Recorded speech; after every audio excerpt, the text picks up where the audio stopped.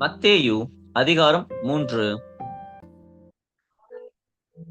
அந்நாட்களில் யோவான் ஸ்நானன் யூதேயாவின் வனாந்திரத்தில் வந்து, மனம் திரும்புங்கள், பரலோக ராஜ்யம் சமீபித்திருக்கிறது என்று பிரசங்கம் பண்ணினான்.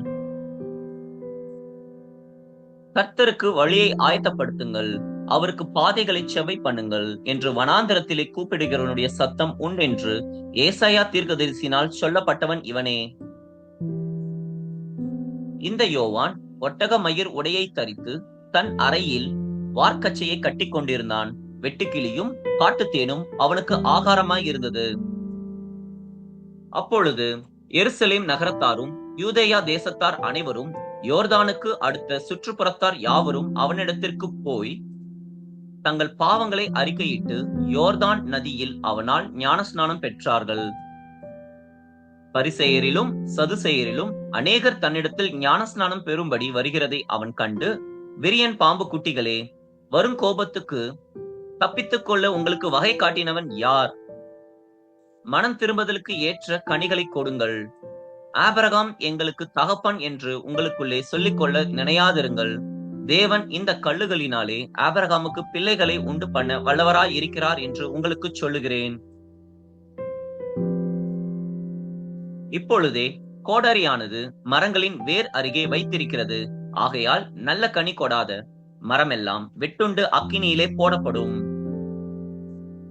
மனம் திரும்புதலுக்கென்று நான் ஜலத்தினால் உங்களுக்கு ஞானஸ்நானம் கொடுக்கிறேன்.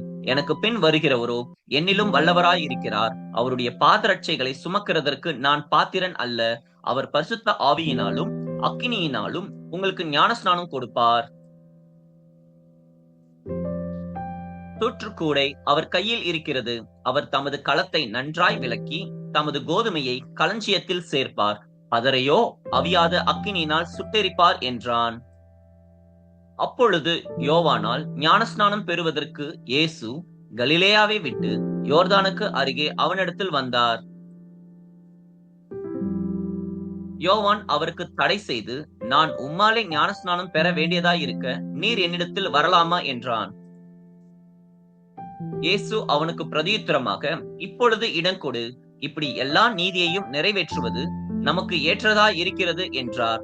அப்பொழுது அவருக்கு இடம் கொடுத்தான். இயேசு ஞானஸ்நானம் பெற்று ஜலத்திலிருந்து கரையேறின உடனே, இதோ வானம் அவருக்கு திறக்கப்பட்டது. தேவ ஆவி புறாவை போல இறங்கி தம்மேல் வருகிறதை கண்டார். அன்றியும் வானத்திலிருந்து ஒரு சத்தம் உண்டாகி, இவர் என்னுடைய நேசகுமாரன், இவரில் பிரியமாயிருக்கிறேன் என்று உரைத்தது. ஆமென்.